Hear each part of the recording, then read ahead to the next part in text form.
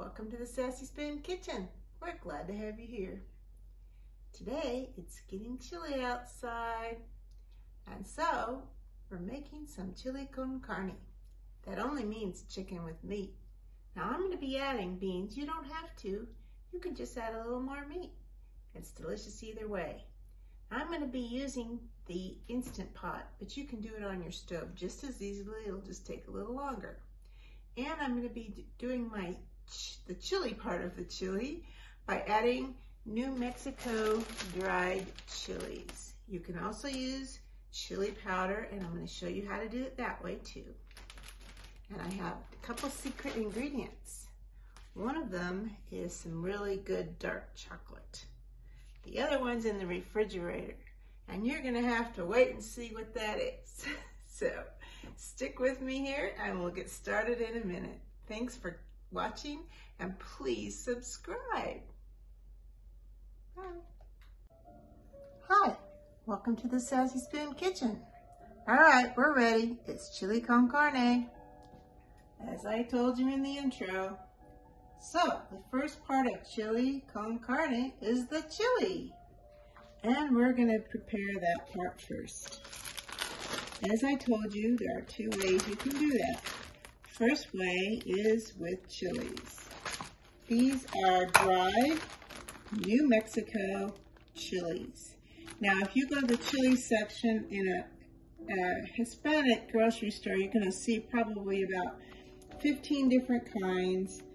And if you go in your grocery store, if you live in an area that does have a Hispanic population, you're probably going to find about 10 kinds of chilies. I live in an area that does not have a lot of Hispanics, but we have some. And these are nice quality, soft New Mexico chilies. New Mexico chilies are generally not very hot, but they do come in hot varieties.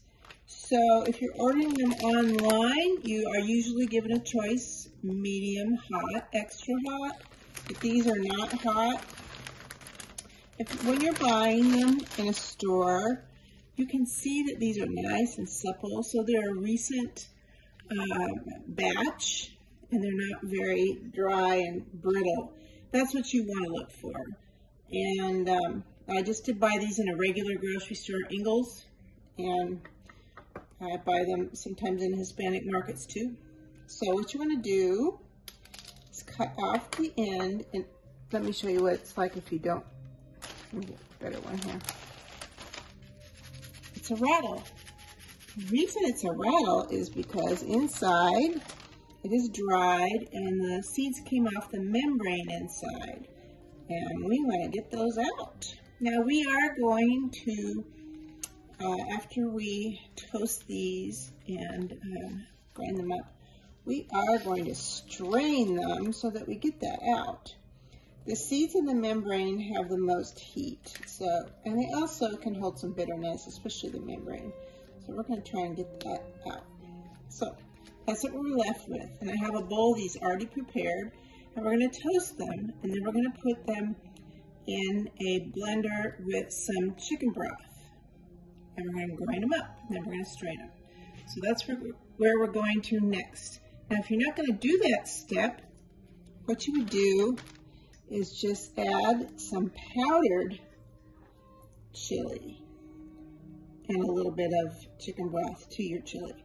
So this is a Hatch New Mexico, which I consider to be probably the premium New Mexican red chili, and I will give you a link to this at the bottom with the recipe where you can get it from Amazon. And then this is another great brand, Rancho Guto New Mexican red chili, and he has these grown for him, and also mild. Both of these are mild. Well, this one is actually a little hot, and that's why I'm not using it today, because my husband is not a lover of really a lot of hot stuff, so I might use a little bit of this in a chili or something, but I would usually use a softer, milder version like this one for my chili. I might use that hotter one if I'm just adding a little to, say, taco meat or something where it's not the main ingredient. But in chili, the chili is the main ingredient. Okay, so we're going to go toast these now. All right, what we're going to do is turn the stove on to a medium heat. And this is not going to take a lot of cooking. We're just toasting these to bring out all the flavor in the chilies. They've been dried by the sun, but they haven't been cooked in any way. So we put them out in a single layer in a dry iron skillet. I have a great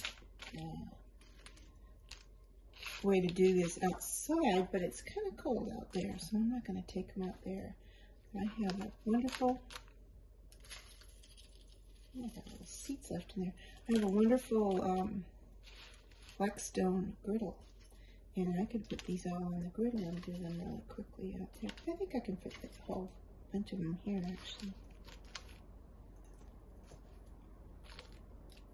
Like I said, you're not cooking them, you're just toasting. So you leave them on there for just a couple minutes and then you flip them.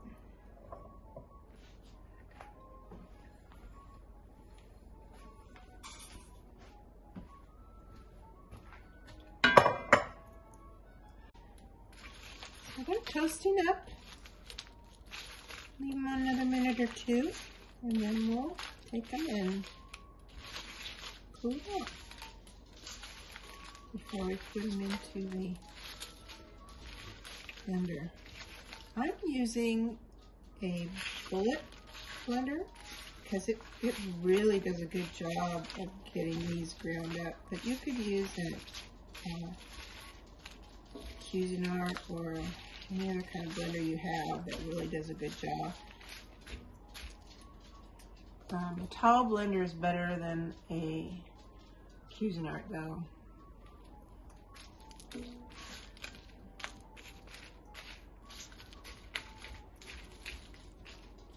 But you can use any kind you want. You just have to be really careful when you open them for using a Cuisinart.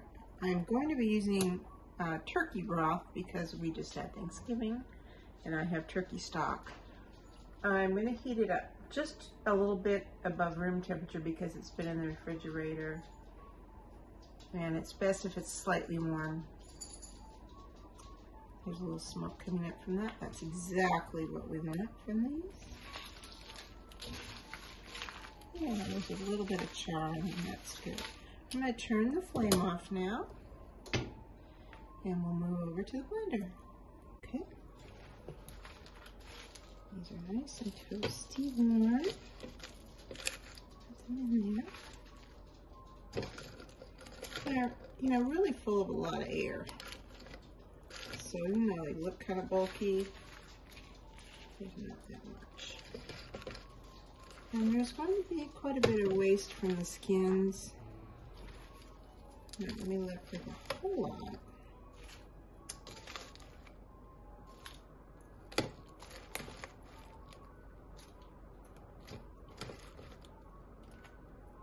Okay. I'll leave that more for the turkey stock. We need this stock in the chili anyway.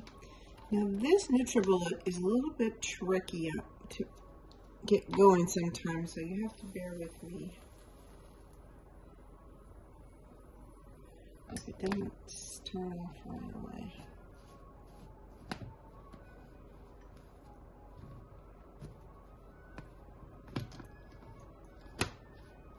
There we go.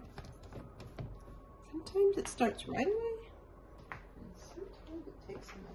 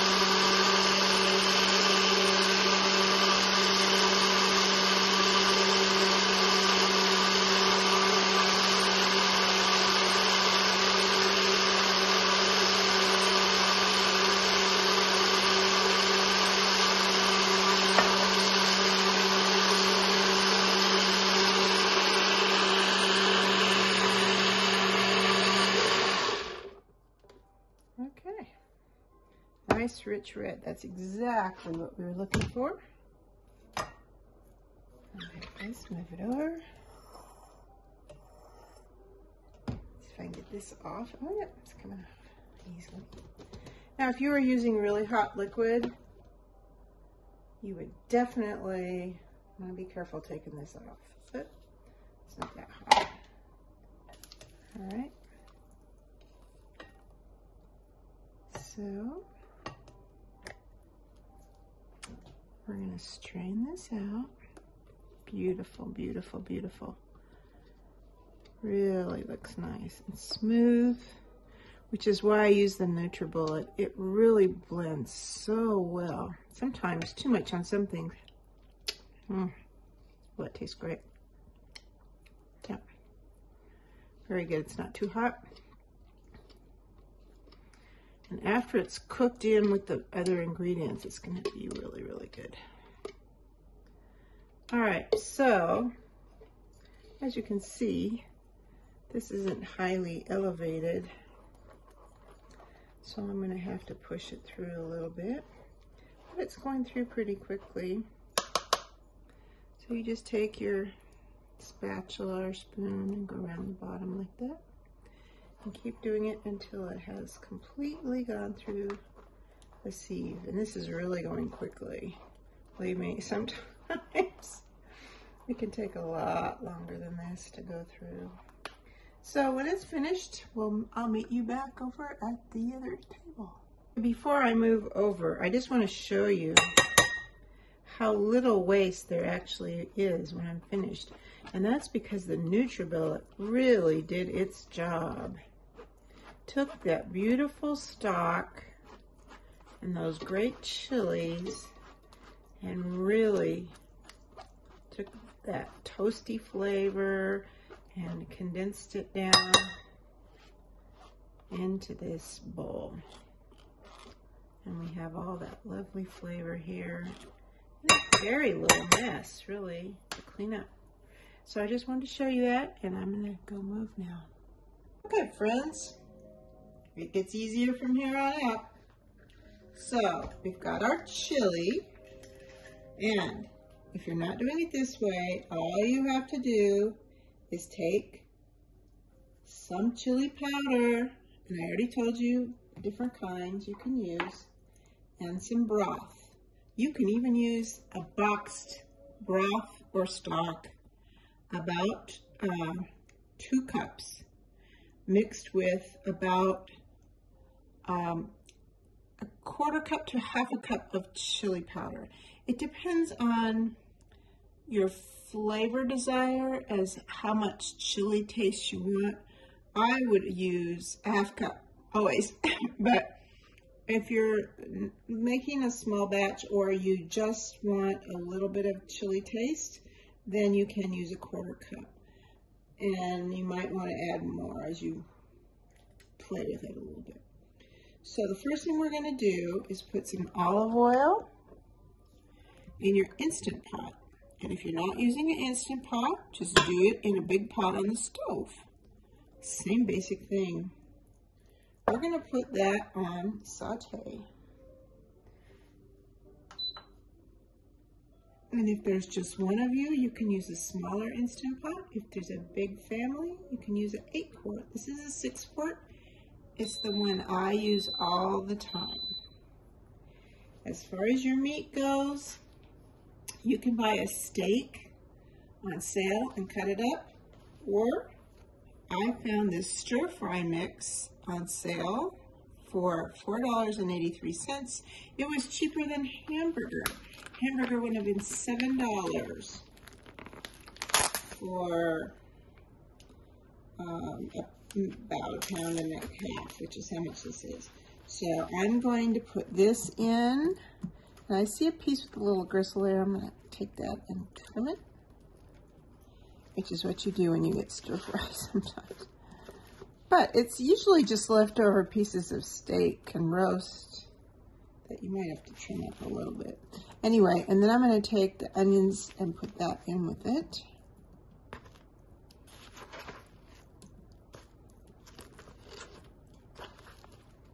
So this is a very economical dish. And if you don't want to put beans in it, you don't have to. A lot of people don't like beans. The person that taught me how to make chili was an old boyfriend who was a radiologist. And the original recipe was called butt naked chili, and it was taught to him by a doctor in the hospital where he worked, who actually made the chili while he was butt naked, which I think is kind of gross, but we won't go there. Anyway, so that should start sizzling in just a moment. Here we go. And here it's sizzling. And we'll put 1 chopped onion. And it doesn't have to be finely chopped, just a medium chop.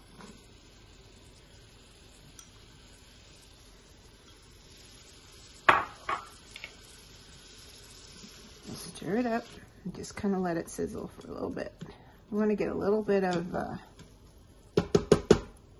char, but a little browning on there. And I'll come back when it's browned up a bit. Okay, once the meat has just started to brown, it really hasn't browned yet, and the onions haven't even really become translucent, you add the garlic. That's 4 tablespoons of garlic. I know it sounds like a lot, but this is a dish that requires a hefty amount of flavor. And you can add less if you want. I'm going to add the seasonings now. About a teaspoon of salt, and we can adjust this more at the end. Excuse me. And about a teaspoon of black pepper. You can grind it in if you want, but this isn't something where you will taste the finesse of grinding your own pepper. I just happen to always grind my salt unless I'm making pasta or something. Alright, here's something called Mexican oregano.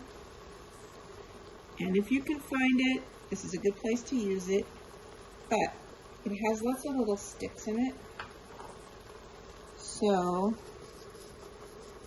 I like to kind of put it between my fingers and rub it in like that so that you don't get the sticks in.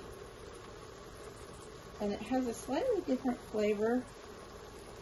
I'll use about a teaspoon. It has a slightly different flavor than regular oregano. It's definitely oregano, but it's a little bit more like marjoram. If you can't find it, you can use regular oregano. Okay. Those are all the seasonings that we're putting into this. Now it's still on saute. As you can see, the meat is losing its pinkness. I'm just going to let it go for a little bit. And I'll be back when we're ready to add the other things. Okay, you can see this meat is getting cooked. Now this is where the advantage of having a good old-fashioned pan on the stove comes in, where you actually get true browning, because we're not going to get it with this. So from here on out, it's going to just be a dump and cook. Yeah.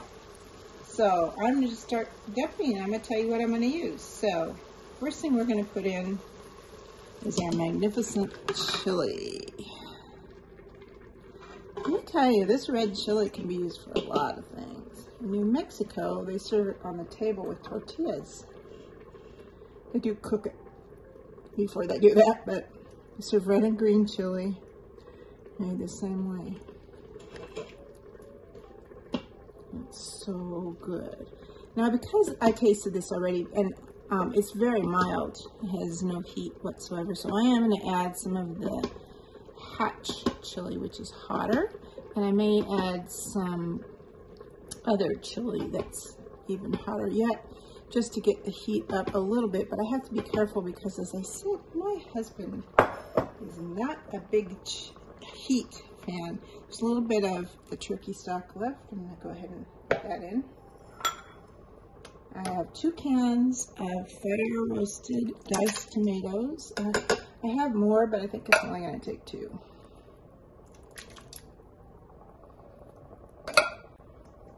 Alright, let's stir that up. It's still on the saute function. See how dark and rich that chili made it already? When I was younger, I never made chili. My dad was a fireman, so he made chili, and my mom would make it sometimes too, but I never did. I didn't cook on my own until I was an adult. Anyway, so I thought that the red in chili came from tomatoes, and nothing could be further than the truth. So here's a can of black beans, nothing special at all in them, just plain old black beans. Now you can make whatever beans, if you're going to put beans in your chili, you can put whatever beans you want. Sometimes I use kidney beans, sometimes I use pinto beans. So today I was in the grocery store and I just grabbed these. They were on the end aisle and I didn't realize they had their own sauce in them. These are pinto beans. They're called chili beans, but they're pinto beans with sauce, which is okay, but I wouldn't have bought them if I knew they had sauce. So they're just pinto beans with a little sauce in them. 2 cans of those. Pinto beans are really good and very traditional. But so my mom always put kidney beans in hers. I really didn't like kidney beans when I was a child, but now I do. All right. This is a large can of mild green diced chilies. I just happen to like green chilies a lot, so I put that in for flavor. All right, that's all we're putting in there besides a little beer. Yes, I said beer. Oh, no, it's not. We're going to put chocolate in. I cannot make chili without chocolate. But then that will be it. We'll wait till it gets really hot before we put the chocolate in. And then we'll just close the lid and let it simmer up. See, I don't really think I need those other 2 cans of tomatoes at all.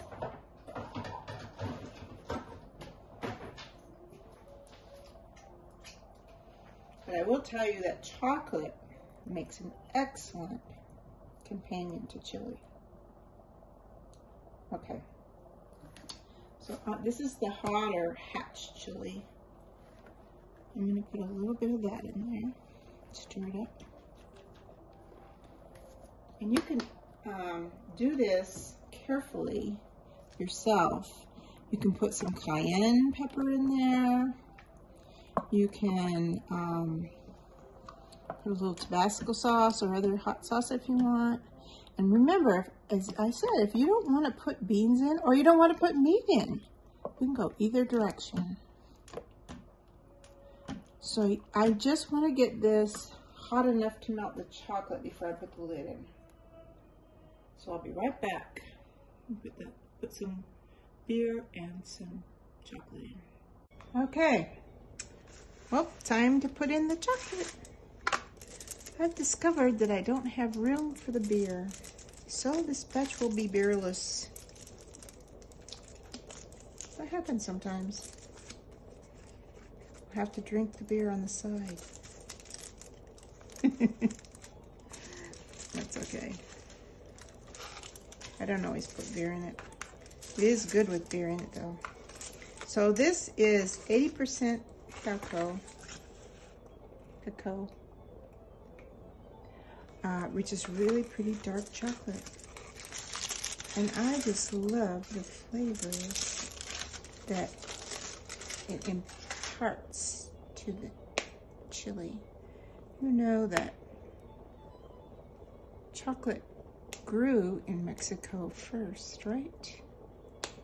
South America and Mexico, Central America. And it goes really, really well with the chili. So as this melts into the chili, it will make a delicious flavor addition. It's not too sweet because there's not much sugar in this 86% chocolate, which is good. And I think you'll enjoy the flavor. But if you don't want to put it in, again, you can leave it out.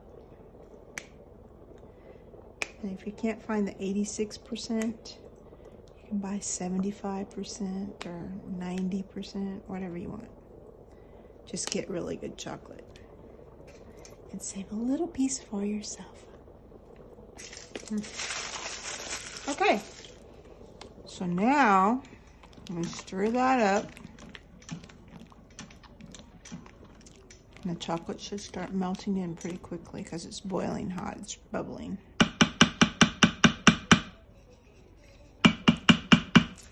And we're going to go ahead and put the lid on and put it on the bean setting.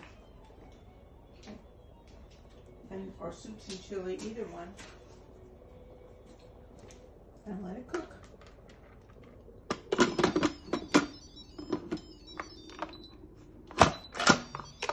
Make sure it's set all the way over so no steam will escape.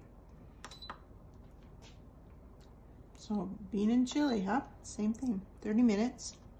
It'll cook and then it'll automatically shut off. Let it do a natural release and dinner's ready. It's perfect. And if you're not ready to eat then, it'll stay warm for a while.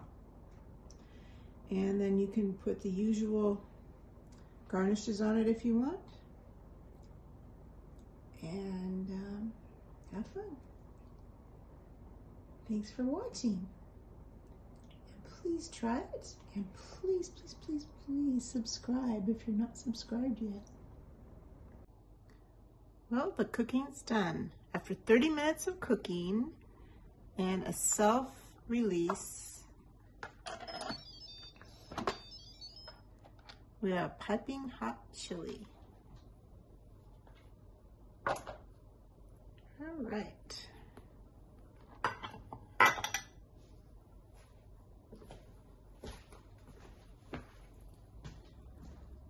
Now remember, I told you you could put beans or no beans, and you could also leave out the meat and add more beans if you want to. What we're doing here, just going to dish up a serving, and then I'll top it off with some goodies. I'll put that back in there. So I'm going to add some cheddar and jack cheese mixed together. I'm going to use green onions today, but sometimes I like to use red onion. A little bit more of a bite, or yellow onion too, chopped up, but I like green onions sometimes. A little lighter taste. And then your favorite hot sauce. This is a nice little habanero sauce that I like. You have to be a little gentle with applying it. This chili is not hot. I think, as I told you, or spicy.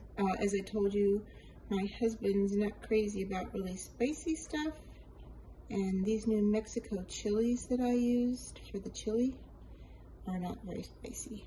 But this is spicy. Habanero always means fairly spicy.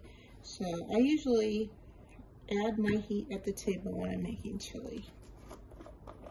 But if your family likes spice, everybody at your table likes spice, then you can add a hotter chili. Like you could put a couple of serrano chilies chopped up into your chili, or you could put something less spicy like a couple of jalapenos, whatever you like. But my family, my husband, does not like spice that much.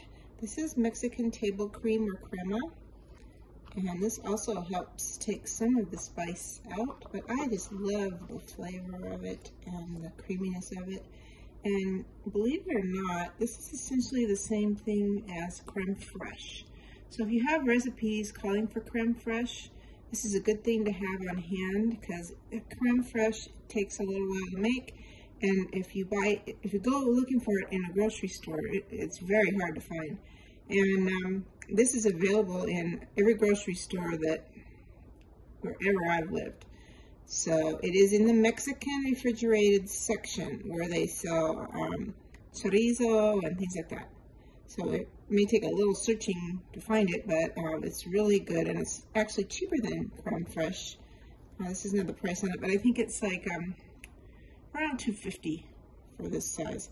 And it has a pretty long shelf life too. I just bought this, and it's good through January 8th, and today is December 4th. so it has a pretty good shelf life. And so this is the way I'm going to serve it up, and I hope you try it and enjoy it, and please subscribe.